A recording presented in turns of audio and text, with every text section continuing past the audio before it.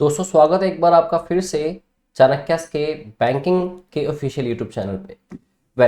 ये हमारा डे 2 है जिसके अंदर हम क्लोज टेस्ट सीरीज को कंटिन्यू करते हुए अगली एक टास्क पढ़ेंगे। डे 1 में हमने जो डिस्कस किया उसकी सारी की सारी पीडीएफ विद आंसर की आपके टेलीग्राम ग्रुप पे सेंड हो चुकी है। अगर आपने वो वीडियो नहीं देखा तो आप प्लीज़ वो वीडियो भी देख लीजिए जो डे 1 था क्लोज टेस्ट का।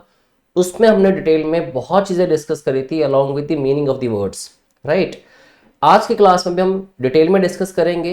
स्टिल आप जो सीरीज ये 5 डेज की है, 5 दिन की जो टास्क हैं क्लोज टेस्ट की, उन सबको देखिए और इसकी पीडीएफ से अपनी रिवीजन भी करते रहिए। चलिए तो आज की क्लास कंटिन्यू करते हैं। स्टार्ट करते हुए देखते हैं आज कौन सी टास्क हमारे पास है। हमेशा की तरह जैसे हमने पिछली बार भी बात की थी, एक पैराग्राफ के अंदर आपको कुछ ब्लैंक स्पेसेस गिवन होंगे। इस टास्क के अंदर भी आपको 5 ब्लैंक स्पेसेस गिवन है। ऑल्दो जो आपका पैराग्राफ की लेंथ है वो काफी है, ब्लैंक स्पेसेस 5 ही छोड़े गए हैं, राइट। जिसके लिए अगेन आपको पांचों वर्ड्स को फिल करने के लिए 5-5 फर्दर ऑप्शंस गिवन है। तो पढ़ना स्टार्ट करते हैं और देखते हैं। अगर आप लोग मेरे साथ जुड़े हैं और आप भी इसको सॉल्व कर रहे हैं तो मुझे कमेंट बॉक्स में बताइएगा कि आप में से कितने लोगों के कितने क्वेश्चंस के आंसर्स ठीक हुए। ठीक है, तो चलिए कंटिन्यू करें। Well, the paragraph says this year the world's largest democracy, जिसमें बात हुई इंडिया की जो कि है भी, and the biggest country by dash, जिसमें रशिया की बात हुई। तो वैसे तो आपको वैसे भी आइडिया होगा कि रशिया बिगेस्ट कंट्री किस फॉर्म में है, राइट। तो कहता है कि इंडिया और रशिया क्या करते हैं, are celebrating the 70th anniversary of establishment of diplomatic relations between them. जो उनके बीच में रिलेशंस हैं उसकी 70 साल की जो पूरी सालगिरह है वो सेलिब्रेट करते हैं। Russia continues to be among India's major politico diplomatic and defence partner nations. तो हमेशा से ही पॉलिटिक्स की बात हो चाहे डिफेंस की बात हो, हमेशा से एक अच्छा पार्टनर रहा है रशिया इंडिया का। दोस्तों इसके अंदर आपको जो पहला ब्लैंक स्पेस था वो फिल करना था। This year the world's largest democracy India, इसमें इंडिया को डिफाइन करते हुए कहा गया कि वर्ल्ड की लार्जेस्ट डेमोक्रेसी है, और रशिया को डिफाइन करते हुए कहा गया कि ये बिगेस्ट कंट्री है बाय डैश। अब इतना आपको पता है कि बाय के बाद आपको एक नाउन फिल करना है, क्योंकि दोस्तों प्रेपोजिशंस के बाद या तो नाउन आता है या फिर प्रोनाउन आता है, राइट। तो आपको बताना है गिवन ऑप्शंस में से कौन सी ऑप्शन ठीक होगी। वैसे आपको ये अंदाजा भी होगा कि रशिया सबसे बड़ी कंट्री किस वे में है, राइट। तो फर्स्ट ब्लैंक स्पेस के लिए 5 ऑप्शंस आपके सामने हैं कि रशिया अपनी पॉपुलेशन के लिए सबसे बड़ी कंट्री है, by population, by density. Density का आपको मीनिंग पता होगा कि पर स्क्वायर किलोमीटर के अंदर, या छोटे अगर पार्ट की बात करें तो पर मीटर स्क्वायर में कितनी चीजें आ सकती हैं। तो पॉपुलेशन के मामले में कंट्री सबसे बड़ी है, डेंसिटी के मामले में, एरिया के मामले में, डेमोक्रेसी के मामले में, इकोनॉमी के मामले में, राइट। जहां तक हम एग्जांपल्स लेते हैं जब इकोनॉमी की तो बात आती है सबसे पहले यूएसए की, और डेमोक्रेसी की बात तो इन्होंने खुद ही कही कि लार्जेस्ट डेमोक्रेसी कौन है, इंडिया है। तो आपके पास ऑप्शंस भी कम हो जाती हैं। और वैसे भी दोस्तों बहुत आसान था, सबको पता है कि एरिया वाइज रशिया सबसे बड़ी कंट्री है, राइट। तो फर्स्ट ब्लैंक स्पेस को फिल करने में तो एफर्टलेसली हम आराम से इसको कर पाए, कोई आपको ज्यादा चीजों की चिंता करनी नहीं पड़ेगी और ज्यादा सोचना भी नहीं पड़ेगा, राइट। तो वापस चलते हैं पैसेज की तरफ और देखते हैं उसमें फर्दर ऑप्शंस क्या आती है। जैसे कि फर्स्ट आपका जो ब्लैंक स्पेस है उसका आंसर आया एरिया, राइट। नेक्स्ट पढ़िए। So while India has dash separate strategic partnership pacts with more than 24 countries. India ने तो 2 दर्जन कंट्रीज से भी ज्यादा, मतलब 24 से भी ज्यादा कंट्रीज के साथ सेपरेट स्ट्रेटेजिक पार्टनरशिप्स कर रखी हैं। The Indian and Russian government in December 2010 dash their bilateral strategic partnership to what they termed as special and privileged strategic partnership. तो India has dash separate strategic partnership. Now यहां देखिए दोस्तों, पिछली class में भी हमने बात करी कि जब एक सेंटेंस बनता है तो उसकी बिगिनिंग में सब्जेक्ट आया, जैसे कि यहाँ पे India as a subject use हुआ। उसके बाद जो वर्ब आती है, वर्ब में आप देख पा रहे हैं कि हैज लिखा है, और हैज के बाद आपको फिल करना, और आपको पता है टेंसेस में हैज एंड हैड के साथ वर्ब की थर्ड फॉर्म ही आती है, राइट। तो आपको वर्ब की थर्ड फॉर्म्स देखनी है। अगर सारी थर्ड फॉर्म्स हुई ऑप्शन में तो आपको वर्ड्स का मीनिंग पता होना जरूरी है, और अगर आपको लगता है कि थर्ड फॉर्म में गिवन नहीं है तो आप एलिमिनेट कर दीजिए और अगर सारी थर्ड फॉर्म में गिवन है वर्ड के सारे तो आपको फिर चूज करना पड़ेगा कौन सा बेस्ट सुटेबल वर्ड होगा।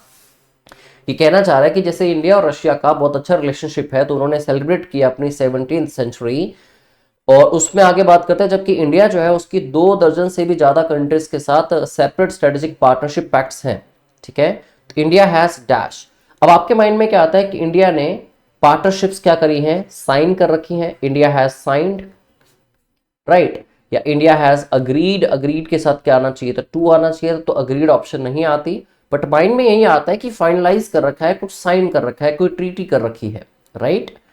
ऑप्शंस को देखें जरा, तो सेकेंड ब्लैंक स्पेस के लिए ऑप्शन थी, जैसे कि मैं अगर थोड़ा आपको बताऊं कि लिखा क्या था, India has dash different strategic pacts with other countries.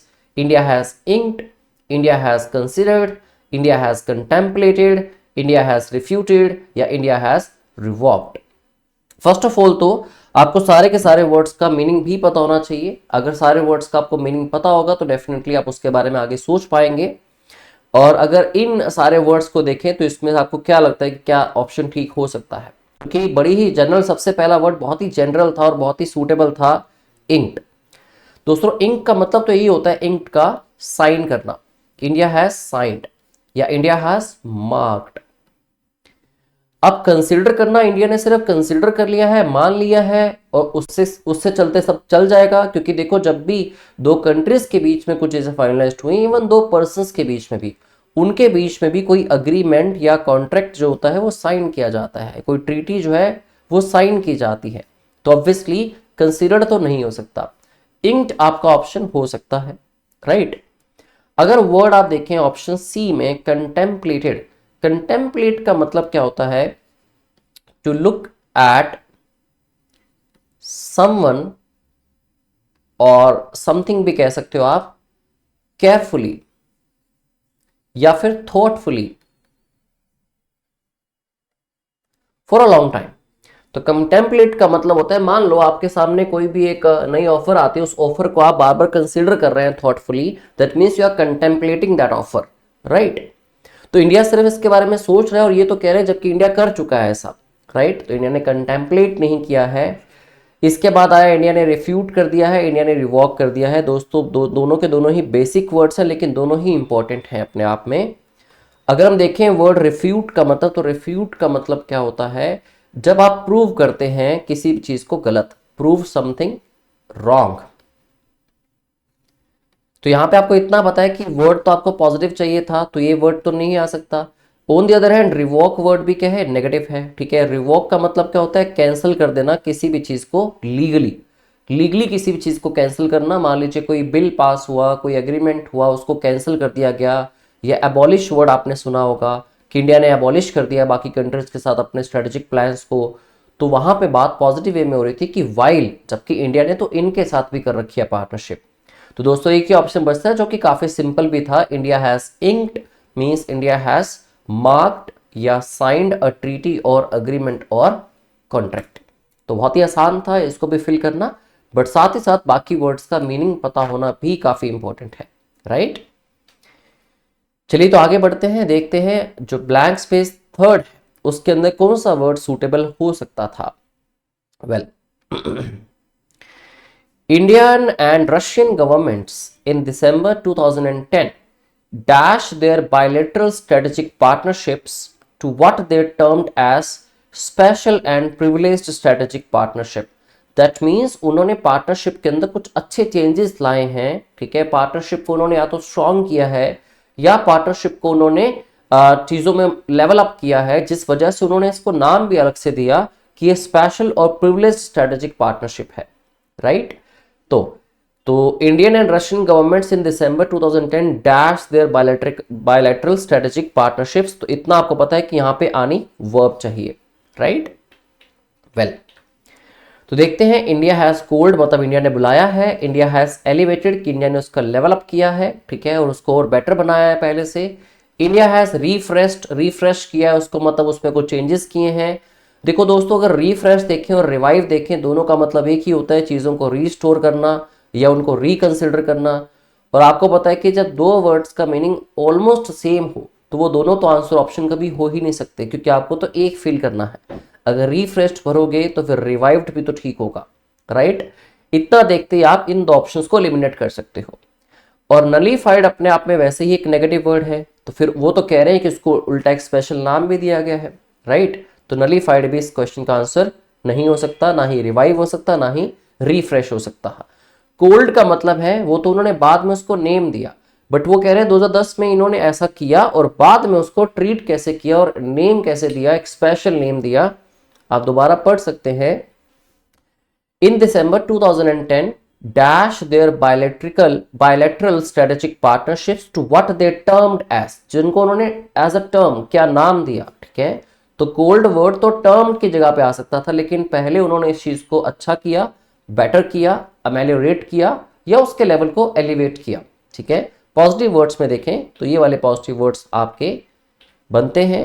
या तो आप ये कह सकते हो कि इंडिया ने अमेलियोरेट किया, इंडिया और रशिया ने अमेलियोरेट किया, मतलब कुछ बेटर चीजें लेके आए वो, जिसको उन्होंने टर्म दिया, जिसको उन्होंने टर्म किया एज स्पेशल एक्ट्स। और अमेलियोरेट करने के साथ साथ या फिर आप कह सकते थे उन्होंने उनको एलिवेट किया, इंप्रूव किया या फिर स्ट्रॉन्ग किया पहले से ज्यादा। तो उस हिसाब से देखा जाए दोस्तों तो एक ही वर्ड आपका सही ऑप्शन में आ सकता है, that is elevated, right. Cold termed की जगह आ सकता है, एलिवेट की जगह पे कोल्ड वर्ड आप यूज नहीं कर सकते according to this context, okay. Now अब आगे देखें तो रिमेनिंग जो पार्ट है उसकी लेंथ बहुत ज्यादा है, ठीक है। दैट मीन्स इसके अंदर वो इंफॉर्मेशन गिवन होगी जो हमारे काम की नहीं है इस क्वेश्चन को करने के लिए। येट एक ओवरव्यू लेने के लिए आप पढ़ना चाहें तो उसको पढ़ भी सकते हैं, बट एग्जाम में मैं कहूंगा कि अपने ब्लैंक स्पेस के आसपास के एक दो सेंटेंस को मैक्सिमम पढ़िए, जिससे आपको एक ओवरऑल व्यू मिल जाता है। एक ओवरव्यू मिलने के बाद आप ब्लैंक स्पेस को फिल कर सकते हो, जबकि इंफॉर्मेशन आपके लिए इतना पढ़ना इंपॉर्टेंट नहीं होता है, राइट। तो कहा गया द न्यू दिल्ली बेस्ड, मतलब न्यू दिल्ली बेस्ड कुछ है। न्यू दिल्ली बेस्ड क्या है? Foundation for national security research. अब New Delhi based what? New Delhi based कोई मॉल, न्यू दिल्ली बेस्ड कोई कंपनी, न्यू दिल्ली बेस्ड कोई ऑर्गेनाइजेशन, न्यू दिल्ली बेस्ड कोई ऑफिशियल्स का ग्रुप, ब्यूरोक्रेसी, कुछ इस तरह की बात होने वाली है। तो न्यू दिल्ली बेस्ड जो है, जिसको कहा गया कॉमर्स के अंदर foundation for national security research, which did a comparative assessment, जिन्होंने एक कॉम्प्रिहेंसिव असेसमेंट करी, एनालिसिस किए of India's strategic partnership, meaning political, diplomatic, defence and economic cooperation. उन्होंने इस पे कुछ असेसमेंट दी, उन्होंने और ज्यादा एनालाइज किया, उन्होंने मतलब जिसकी बात हुई इंडियन दिल्ली बेस्ड जो है, ठीक है। During the 10-year period prior to November 2011, इससे पहले जो 10 साल का पीरियड था, विच मीन्स 2001 से लेके 2010 तक का, ठीक है। तो दोस्तों इसमें ऑप्शंस देखते हैं हमारे पास क्या आती हैं। क्या कह रहा है दिल्ली बेस्ड, क्या ऐसी चीज है जिसको कहा गया कि जो फाउंडेशन है नेशनल सिक्योरिटी रिसर्च की। तो दिल्ली बेस्ड एनजीओ।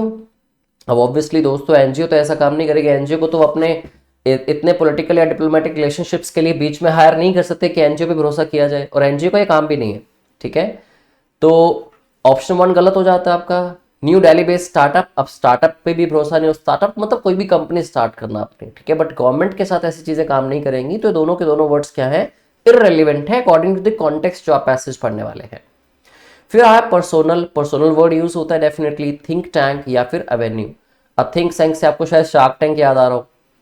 अच्छा जरा शार्क टैंक से अगर हम सोचें, शार्क टैंक क्या है बेसिकली, जिसमें उनको शार्क्स बुलाया गया, जो भी लोग वहां बैठते हैं, तो वो प्रॉपरली एक असेसमेंट दे पाते हैं, एनालाइज कर पाते हैं कि कितने लोगों का जो बिजनेस है वो आइडियाज अच्छे हैं, उनकी टर्नओवर जो है वो ठीक है कि नहीं, सेल्स कितनी अच्छी है, अकॉर्डिंगली उनको वो कुछ अमाउंट जो है अपना वो ऑफर कर पाते हैं, राइट।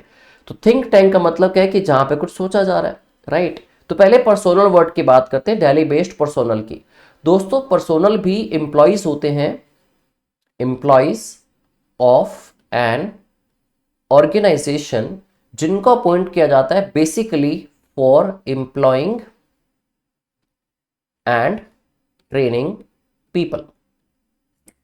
इनको तो आगे लोगों को एम्प्लॉय करने के लिए, जैसे एचआर की बात करें, या फिर उनको ट्रेनिंग देने के लिए, जो ट्रेनर्स होते हैं कंपनी में, उनके ग्रुप को हम पर्सोनल कहते हैं, ठीक है। और यहां बात हो रही थी एक बहुत बड़ी असेसमेंट करने की, जो कि सिक्योरिटी के ऊपर बात हो रही थी। ठीक है, जिसमें आप क्लियर वर्ड्स में देख सकते हैं कोमा में लिखा हुआ है foundation for national security research. अब ये एनजीओ भी नहीं कर सकती और ना ही कोई स्टार्टअप कर सकता है। पर्सोनल की बात करें, पर्सोनल का काम वैसे ही एम्प्लॉय करना, जॉब देना या फिर उनकी ट्रेनिंग करना होता है, तो पर्सोनल वर्ड निकल गया, राइट।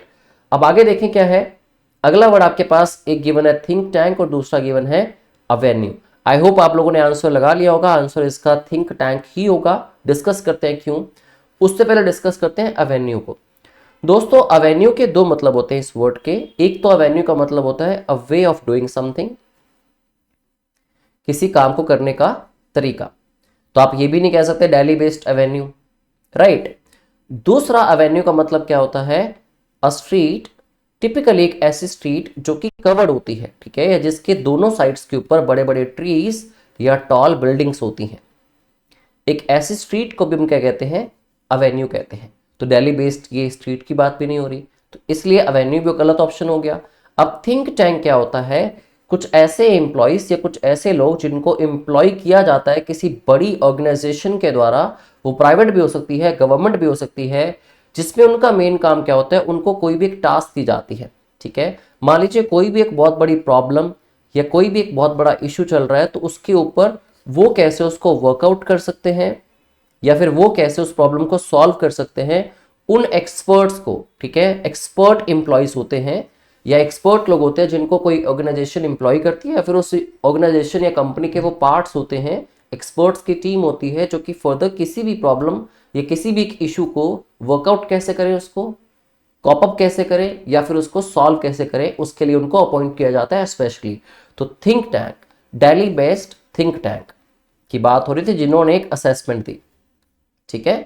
तो इसका आंसर हो जाता है आपका ऑप्शन डी। बाकी सारे ऑप्शंस आप एलिमिनेट कर सकते हैं बहुत ही इजीली, एफर्टलेसली, राइट। चलिए तो आगे बढ़ते हैं, आगे देखते हैं अगला क्वेश्चन क्या आया। अब कुछ इंफॉर्मेशन ऐसी है जो हमारे काम की नहीं है, थोड़ा सा यहां से स्टार्ट करते हैं अगर पढ़ना।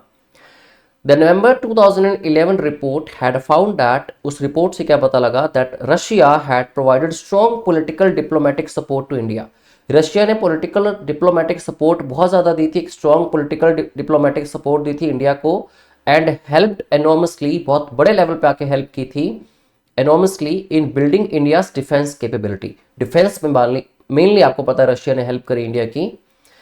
हाउएवर, लेकिन इट वार्न्ड दैट, अब नेगेटिव बात शुरू हो गई, लेकिन एक वार्निंग मिलती है इस रिपोर्ट से, क्या मिलती है, that the economic content of the India Russia partnership, जो उसका इकोनॉमिक कंटेंट है इंडिया और रशिया की पार्टनरशिप का, इज एक्सट्रीमली वीक, क्योंकि इकोनॉमिकली उनके बीच में ज़्यादा लेन देन होता नहीं है, तो वो बहुत वीक है। और उस रिपोर्ट ने रेकमेंड किया आगे that urgent and dash steps need to be taken to improve economic relations if this India Russia partnership is to be sustained and made durable। तो कहते हैं कि अगर इकोनॉमिक लेवल पे बात करते हैं, अगर हम इकोनॉमिक रिलेशंस अगर अच्छे बनाए रखेंगे आप, तभी जाके इंडिया और रशिया की पार्टनरशिप को आप ड्यूरेबल या स्टेबल देख सकते हैं इन फ्यूचर, जिसके लिए कहा गया urgent and dash steps need to be taken. आपके माइंड में ये आता है कि अर्जेंट है एक तो जल्दी से जल्दी लिया जाए, और कुछ हार्श स्टेप्स, ठीक है, कुछ स्ट्रिक्ट स्टेप्स। अब हार्श या स्ट्रिक्ट वर्ड क्यों होता है, जब कोई काम गलत हो रहा है तो वहां हार्श या स्ट्रिक्ट स्टेप्स लेके किसी को सुधारने की बात हो रही है, राइट। या फिर आप कहते हैं कुछ मेजर स्टेप्स, मेजर मतलब जो बहुत इंपॉर्टेंट है, कुछ असेंशियल स्टेप्स या फिर कुछ स्ट्रॉन्ग स्टेप्स। इस तरह के वर्ड्स आपके माइंड में आते हैं जब आप इस सेंटेंस को पढ़ते हैं। तो if I am not wrong, ऐसे वर्ड्स आपके माइंड में आ रहे होंगे while you are watching this video and while you are discussing, while you are solving this comprehension task, this closed test along with me, where we have to fill in the blanks, right now। तो ऐसे ही कुछ word से देखते हैं कि हमारे पास given options में से कौन से वर्ड रिलेटेबल थे। सबसे पहला वर्ड था वेरियस। वेरियस मतलब बहुत सारे स्टेप्स, मैनी स्टेप्स, अलग अलग तरह के स्टेप्स, ठीक है। अब स्टेप्स वेरियस होंगे बट वो इंपॉर्टेंट होंगे कि नहीं, that doesn't show the importance of the steps, right, and that doesn't show the requirement of the steps that need to be taken at that moment। now precarious का मतलब दोस्तों क्या होता है, डेंजरस। तो डेंजरस स्टेप्स तो नहीं लेने हैं भाई ऑब्वियसली, और पहले से ही इकोनॉमिक रिलेशंस कम होने की वजह से वहां सस्टेनेबिलिटी पे क्वेश्चन उठ गया है, ड्यूरेबिलिटी पे क्वेश्चन उठ गया है, तो डेंजरस स्टेप तो आप नहीं लोगे। आप कितना तो जानते हैं कि वर्ड तो यहाँ पॉजिटिव ही फील होना चाहिए, राइट। ऑप्शन ए निकल गया, ऑप्शन बी निकल गया, ऑप्शन सी है विग्रस। विग्रस का मतलब होता है समथिंग दैट इज स्ट्रांग, ठीक है। अगर आप पर्सन की बात करते हैं विग्रस में, तो जो हेल्दी पर्सन होता है उसको भी विग्रस कहा जाता है, बट चीजों की बात करें तो स्ट्रांग मतलब विग्रस होता है। इसके बाद आपके पास ऑप्शन डी में वर्ड क्या है, मिनिस्क्यूल। मिनिस्क्यूल क्या होता है, वेरी टाइनी, बहुत ही छोटे स्टेप्स। तो ऑब्वियसली ये भी एक नेगेटिव वर्ड हुआ, तो ऑप्शन डी भी आप निकाल दीजिए। ऑप्शन सी अभी तक आपको कंसिडरेबल लग रहा होगा और मुझे भी। ऑप्शन ई के अंदर लिखा गया एक्सिलरेटिंग। एक्सिलरेट का मतलब क्या होता है, to make someone feel elated और हैप्पी। किसी को भी बहुत इलेटेड, जॉयफुल या खुश फील करवाने को एक्सिलरेट करना कहते हैं, मतलब उसको एक्साइट कर देना, ठीक है। तो एक्साइटिंग या खुश करने वाले स्टेप्स नहीं लेने हमने, हमें स्ट्रॉन्ग कुछ स्टेप्स हैं जो लेने चाहिए जिससे कि ड्यूरेबिलिटी जो है बनी रहे इंडिया और रशिया की पार्टनरशिप की, ठीक है। तो विग्रस ही आपका एक करेक्ट ऑप्शन होगा इस पूरे ब्लैंक को देखते हुए, क्योंकि urgent and vigorous steps need to be taken. एक तो स्टेप्स अर्जेंट होने चाहिए, जल्दी लिए जाएं, और थोड़े स्ट्रॉन्ग स्टेप्स होने चाहिए, मतलब दोनों को ही कहीं ना कहीं स्ट्रॉन्ग स्टेप्स लेके अपनी इस पार्टनरशिप को और ड्यूरेबल बनाना चाहिए और किसी भी तरह के आने वाली फ्यूचर की प्रॉब्लम्स को खत्म करना चाहिए, ठीक है। तो इस तरह से हमने फिर से आज 5 क्वेश्चन सॉल्व किए, राइट, जिसमें आपको कुछ नए वर्ड्स भी पता लगे होंगे फॉर श्योर। इसके अलावा आपको एक वे मिला कि जब आप पढ़ते हैं, क्लोज टेस्ट को सॉल्व करते हैं, तो उसमें इंपॉर्टेंस वोकेबलरी की बहुत ज़्यादा है, सबसे ज़्यादा इंपॉर्टेंस ही वोकेबलरी की है, बट उसके साथ साथ आपकी अंडरस्टैंडिंग स्किल्स, जिनको हम कॉम्प्रहेंसिव स्किल्स या कॉग्निटिव एबिलिटी भी कहते हैं, और कुछ ग्रामर की नॉलेज अगर थोड़ी बहुत हो तो चीज़ें आसान हो जाती हैं। दोस्तों, अगर आप चाहते हैं कि आज की क्लास में जो हमने टास्क डिस्कस करी उसकी भी पीडीएफ विद आंसर की आपको मिले, और बाकी की जितनी भी सीरीज हमारी चल रही हैं बैंकिंग के लिए या एसएससी के लिए ऑन आवर अदर चैनल, उसके लिए आप हमारा टेलीग्राम ग्रुप ज्वाइन कर सकते हैं। इसका जो लिंक है वो भी डिस्क्रिप्शन बॉक्स में गिवन है। एंड अगली वीडियो हमारी कल आएगी, ठीक है, जिसके अंदर हम क्लोज टेस्ट की 3rd क्लास डिस्कस करेंगे, और उसमें भी एक नया क्लोज टेस्ट और कुछ नए वर्ड्स और कुछ नई स्ट्रेटजीज के साथ मैं मिलूंगा आपसे। I Ankush Tawara, thank all of you for watching this video and I will see you very soon.